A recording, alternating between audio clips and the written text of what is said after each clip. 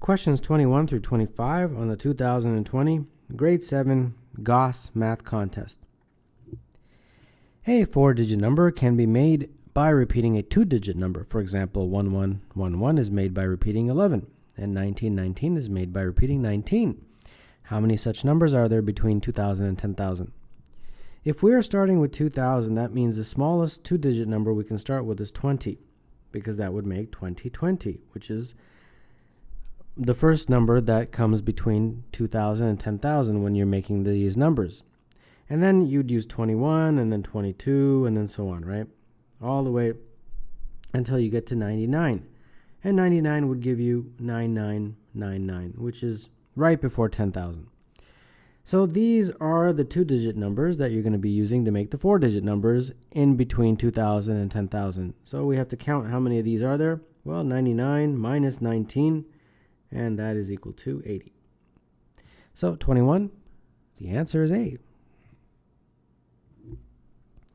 Selena bought 300 grams of candy A for $5 and X grams of candy B for $7. She calculated the average price of all the candy that she purchased was $1.50 per 100 grams. What is the value of X? I'm going to change everything to cents. So $1.50 will be 150 cents over 100 grams.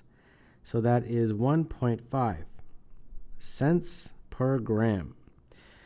So now we have to take all of the candy and talk about it. So we have now we're doing the dollar amount on top, right? So 500 cents for this, and then 700 cents for that, candy B.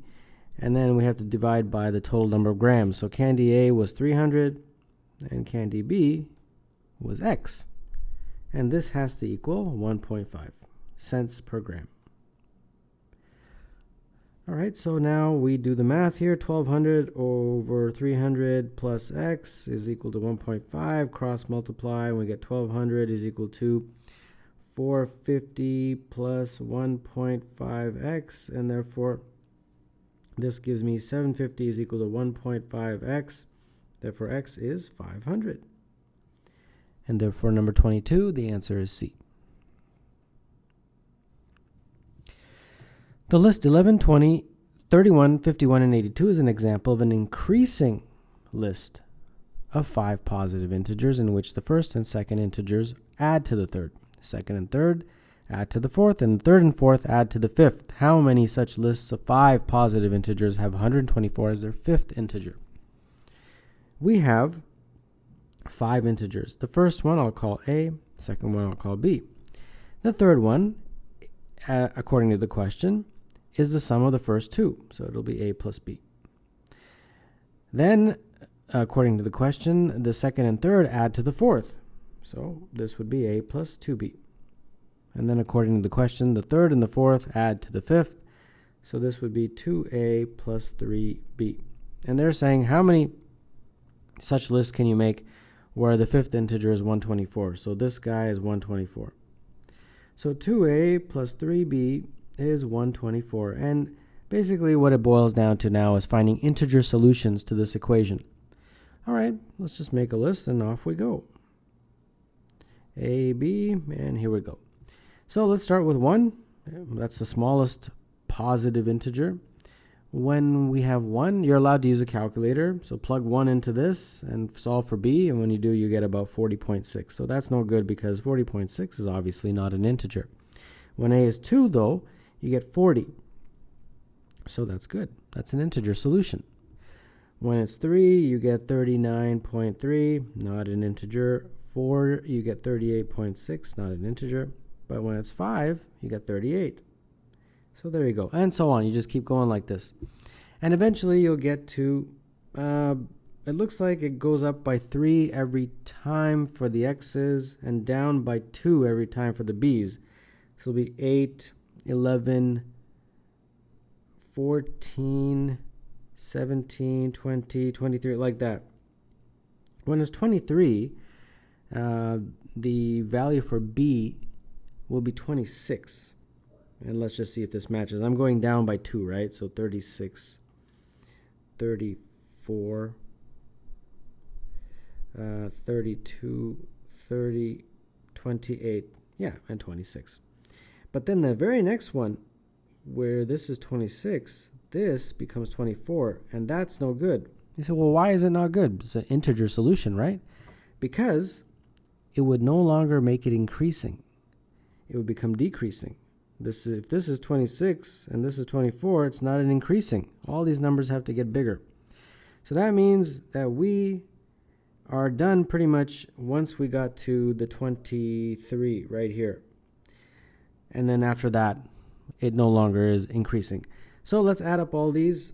1, 2, 3, 4, 5, 6, 7, 8. And remember, I was only adding the ones that have integer solutions. So 8 I got. And therefore, number 23, the answer is E.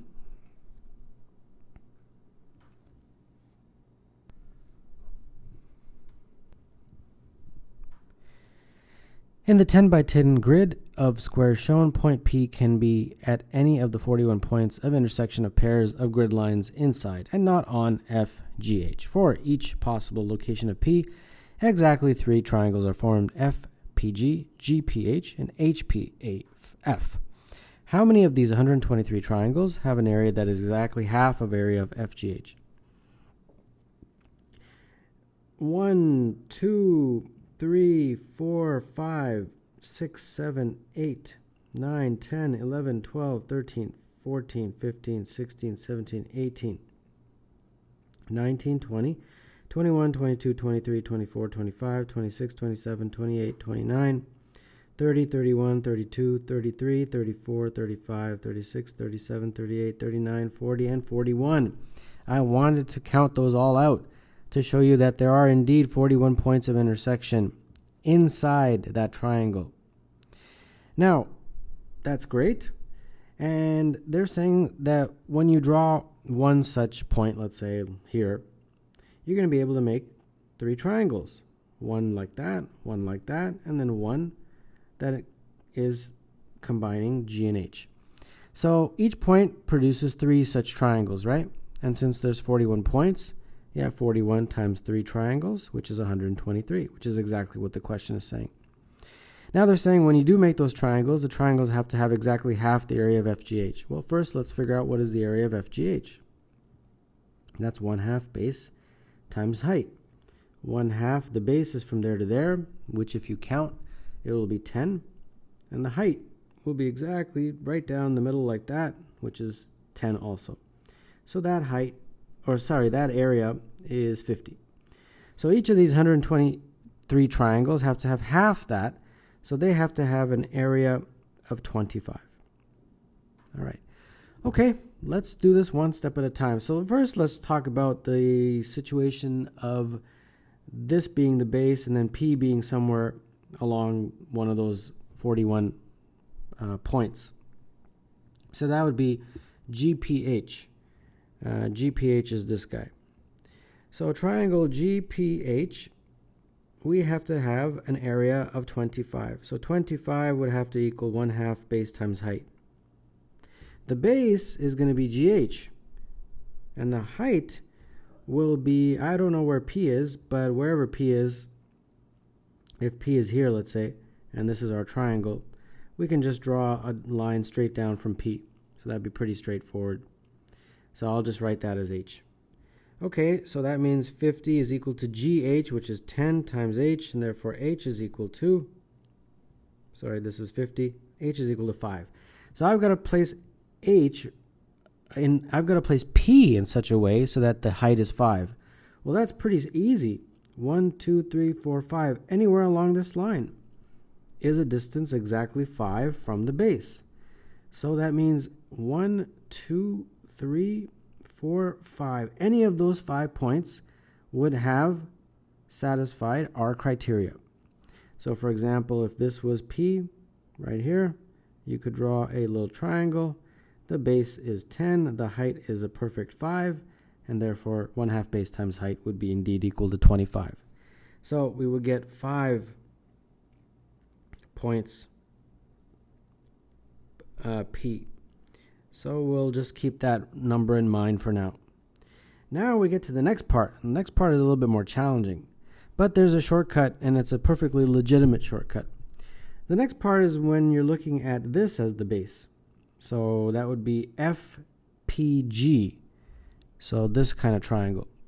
And then the other triangle is exactly the same. So once we figure out the number of solutions for FPG, we can just use the same number as the number of solutions for FPH, because by symmetry they would have the same number of solutions. Okay, so for triangle FPG, again, same story, 1/2 base times height. So in this case, the base would be FG, and the height, well, I don't know yet. We want that triangle to have an area of 25. FG is from here to here. Well, what's that distance? I can figure that out with Pythagoras. So FG squared would be this, which is 5 squared, and this squared, which is 10 squared. So that's 125 for FG squared, and therefore FG would be root 125, which is 5 root 5. So 5 root 5. And there we go. So that's going to be 50 divided by 5 root 5 is h. So that's 10 over root 5. And if you rationalize the denominator, you get 10 root 5 over 5, which is 2 root 5. All right. 2 root 5, and that's approximately 4.5, I think, approximately. So good news is that this contest, rulers are allowed. So take out your ruler, or if you don't have a ruler, perfectly fine, you don't need it. You just take out a piece of paper and then tick on your piece of paper these distances. Probably better to use a piece of paper, because I don't know if these are exactly 1 centimeter or what they are. And then what you do is measure the distance from this line, 4.5 centimeters. Or not centimeters, but 4.5 units, I guess. And you may have to rotate your paper to do it, making this the base. And when you do, you'll get some points. And remember, we were only interested in these actual intersection points. You'll get 4.5 or approximately 4.5 to match up exactly to 2 or more, or maybe 1 or 2 or 3, some of those points. And when you measure the points from this base, you'll find that 4.5 matches to this and this point only. If you try to measure it from here, it'll actually be very close to 5. This one will be very close to 5. So you're measuring from this, that you're measuring that distance. And you can use a ruler or a piece of paper where these are the sort of the marks. That's 1, 2, 3, 4, 5, and so on. So those are the 2 points that if you were to make a triangle, they would be able to give you a area of 25, where if this is the right angle and this is h would be approximately 4.5. So I got 2 points for FPG, and as I said before, by symmetry, the other one, which is FPH or HPF, this guy, that will also have 2. So triangle HPF will also have 2. So I got 5, 2, and 2. And that is 9, number 24. The answer is E.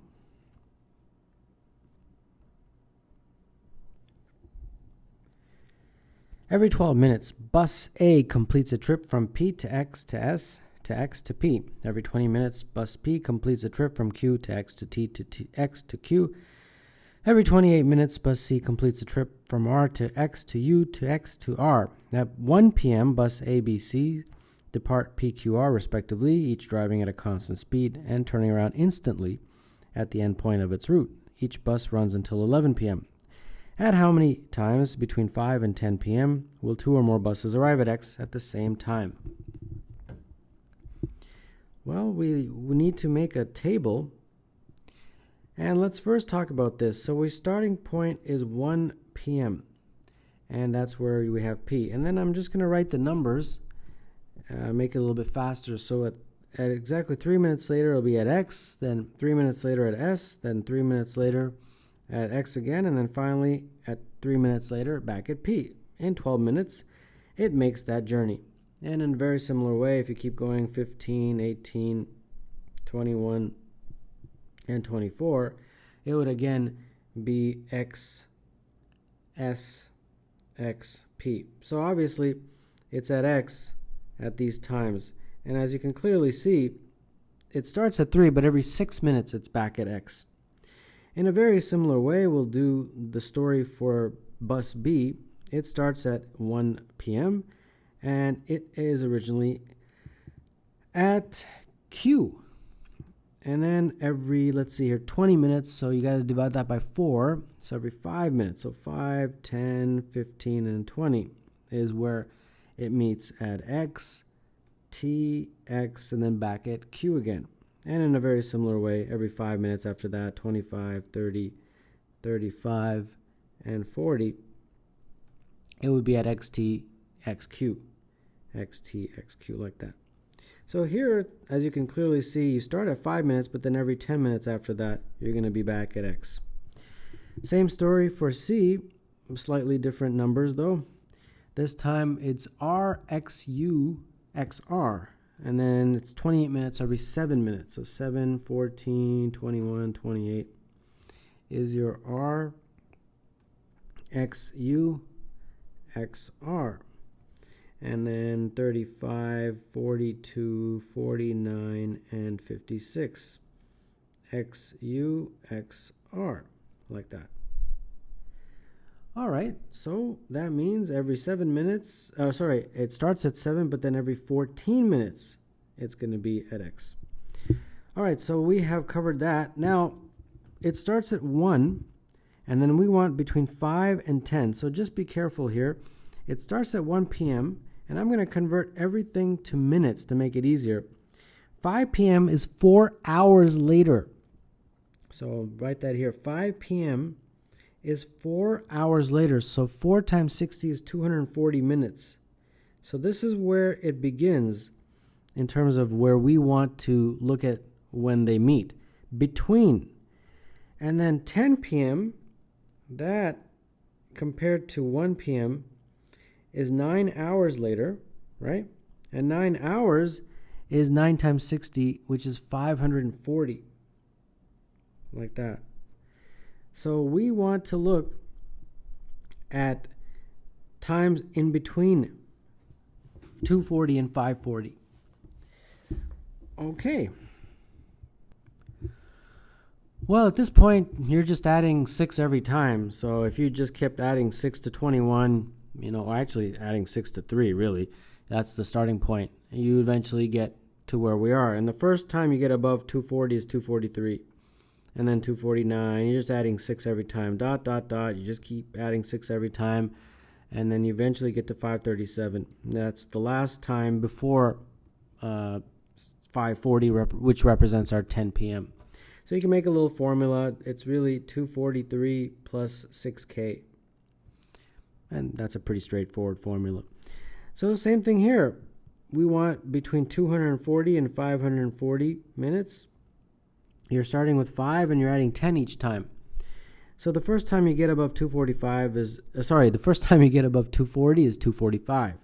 And then you're adding 10 each time, so 255, dot, dot, dot. And then eventually you get to 535, which is the last time before 540, which is 10 p.m.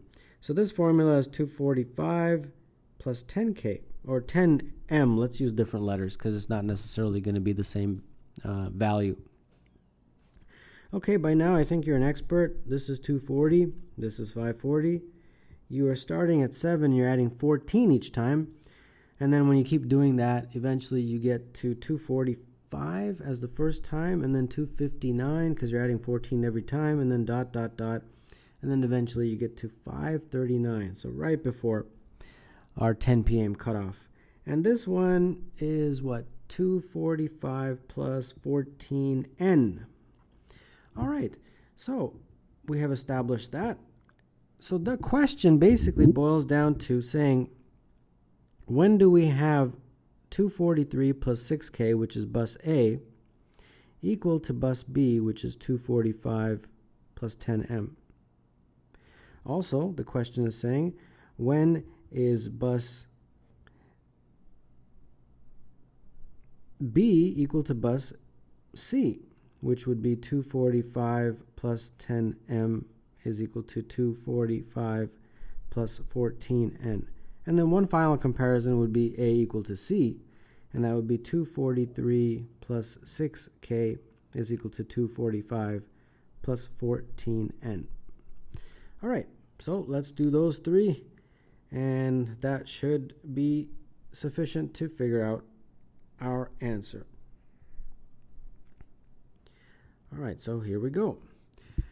The first one, this one right here, that one gives us, let's see here, 6K minus 10M is equal to 2.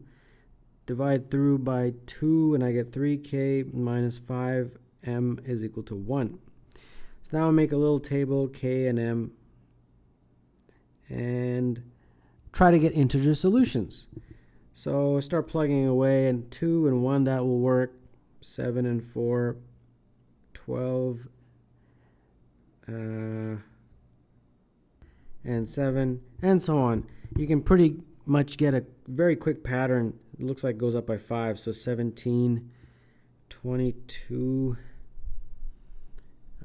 27, yeah, 32, 37, 42, 47. And then I'm going to put the time, because the time's important. So for example, when K is 2 and M is 1, when K is 2 and you plug it into there, you get 242 plus 12, which is 255. So I'm going to put the time here. Actually, it's not, it's not 255 in terms of the time, like 2 hours and 55 minutes. It's 255 minutes. So I just want to make that clarification. Okay, very similarly, you do the same thing, and you get 285, 315. These are minutes, of course, 345 minutes from this 1 p.m. Let's see here. I'm just got to make this match here. 375, 405, 435, 465. Are we adding 30 every time? Yeah, I could have just added 30 every time. 495, and then 525. Okay. So how many did I get? Because if I go another 30, I'll be at 555, and that goes above my boundary, which was 540. So I got to stop at 525. All right, so how many did I get here? 1, 2, 3, 4, 5, 6, 7, 8, 9, 10. All right, 10 times that bus A meets bus B. So let's now go to bus C and B. So this gives me 245. Oh, those cancel. So it's just 10M is equal to 14N. Okay, and then I guess I can divide through by 2. 5M is equal to 7N. So again, make a little table, and off we go. So it looks like the first solution is 0 and 0. That's helpful. And then 7 and 5. And then I think just multiples, so 14 and 10, 21 and 15, 28 and 20. And then after that, I think it'll be above the 540. Let's just write out our times. This one is just 245. When M is 7, and we put in there, it's going to be 70 plus 245, which is 315. And then I think I'm adding 70 each time, so 385. 455, and then 525, and then that's basically at the cutoff, because the cutoff is 540. So here I got 5. But we got to eliminate doubles. That's the key to this question, in my opinion. 315 has already been counted, and so has 525. So 315 here, I cannot count again as a unique spot or time. So I only really have 3 new ones. So I got to put that here. Only 3 new. So these 3 are the ones that I'm going to count in my cumulative total. All right, one last one. This one gives me 6k. Let's see here. 6k minus 14n is equal to 2. That means 3k minus 7n is equal to 1. All right, same thing here. We've got to make a little table, and off we go. So we get integer solutions as following. 5 and 2, 12 and 5, 19 and 8, and I think it goes up by 7 each time. So 26, 33, 40, 47. And I think after that we meet the cutoff. So the times, plugging back into here, for k is 5, it will be 243 plus 30, which is 273.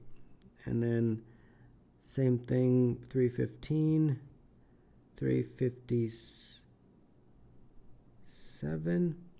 It looks like I'm adding a certain, 42 I think I'm adding every time. Yeah, I think so. And then 399, 441, 483, and then 525. And then if I add another 42, I'll go over that 540 boundary. Okay, so I got 7 here, but again, 315 and 525 are already counted, so I only got 5 new. All right, so now I'm ready to add my total. 10, 3, and 5. So that is 18. So 18 times those buses will meet, and therefore number 25, the answer is A.